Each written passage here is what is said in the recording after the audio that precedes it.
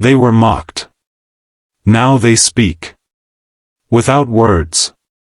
They had always moved through life in the quiet world they shared, three souls connected not just by blood but by a language unseen and unheard by most. Born as triplets, they grew up navigating a world that often failed to understand them. Their laughter, their emotions, and even their very presence were sometimes met with ignorance, or worse, mockery. People would whisper, point, or laugh, assuming that their inability to hear made them somehow less capable, less complete. But those who truly knew them saw something different, a fierce intelligence, an unbreakable bond, and a resilience that no words could fully capture. The triplets, though young, learned early on that strength did not always come from raising one's voice. Sometimes, it came from the quietest gestures, the subtle curl of a finger, the gentle motion of a hand, the silent expression of emotion through their shared sign language. Their parents had taught them to hold their heads high, to embrace who they were without apology. And yet, each encounter with mockery left a mark, a quiet sting that words could never heal. Years passed, and the triplets grew into adults, each carving their path in the world while never losing sight of their bond. Then came the day of the reunion, a gathering that none of them had anticipated would carry the weight it eventually would. Old classmates, familiar faces from their school days, were there. Some remembered the laughter, the whispered jokes, the cruel mockery of a time when the triplets were just children trying to exist in a world that often didn't pause to understand them. The room was filled with nervous energy as the triplets approached together. There was no hesitation in their steps, no trace of the shame that once followed them like a shadow. They stood side by side, their eyes meeting those of their peers, who suddenly realized that the children they once underestimated had grown into people of remarkable poise and presence. And then, the triplets began to communicate, not with words, not with speech, but with their hands, flowing gracefully in the language that had always been their sanctuary. Every gesture told a story. Every motion carried meaning.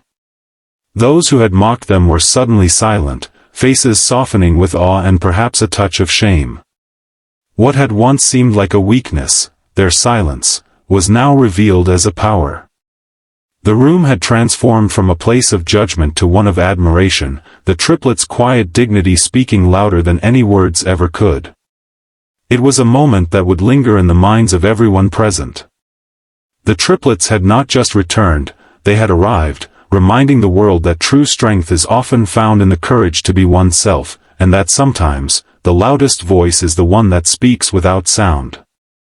The room remained quiet, but the silence was no longer heavy with tension, it was filled with realization. Those who had once laughed now watched, captivated by the fluid, expressive language the triplets used.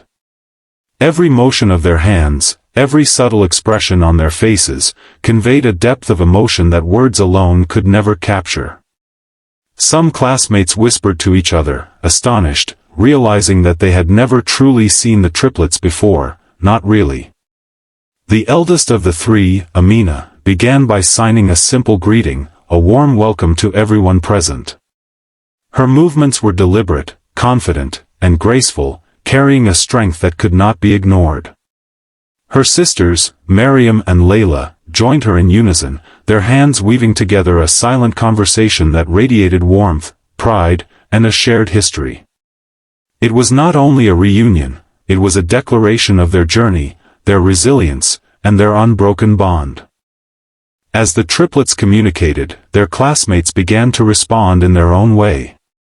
Some struggled to follow the language, but they leaned in, curious and attentive, as if suddenly realizing that there was much more to these three than they had ever imagined. Faces softened, eyes widened, and a few even reached out, trying to mimic the gestures, eager to connect in this new, silent dialogue. The mockery of the past melted away, replaced by admiration and respect. The triplets then shared moments from their lives, all through their expressive language. They spoke of the challenges they faced growing up in a world not built for them, of the small victories that carried enormous meaning, and of the unbreakable support they gave each other through every hardship. Their stories were not sad tales of victimhood. Instead, they were celebrations of determination, love, and resilience. By the time they finished, the room felt transformed. An ordinary reunion had become a profound lesson in empathy and understanding. One of the former classmates, a young man who had been particularly cruel as a child, stepped forward hesitantly. He signed something, awkwardly, but earnestly. Amina smiled, replying gently. That small exchange encapsulated the evening. Past grievances were acknowledged, but not dwelled upon. Forgiveness and recognition flowed silently between them, bridging the gap that years of ignorance had created. When the event ended, the triplets walked away together, hand in hand, as they had so many times in life. They did not need applause or praise. Their victory lay in the knowledge that they had turned past mockery into respect, and that their presence alone had shifted perspectives. The reunion was not merely about catching up, it was about showing the world, without words, that they were strong, proud, and unshakable. As they stepped outside into the evening air, the sun setting behind them, the triplets exchanged smiles. Their journey was far from over, but for this moment, they had spoken louder than any voice ever could, proving that silence, when embraced with courage, can become the most powerful language of all.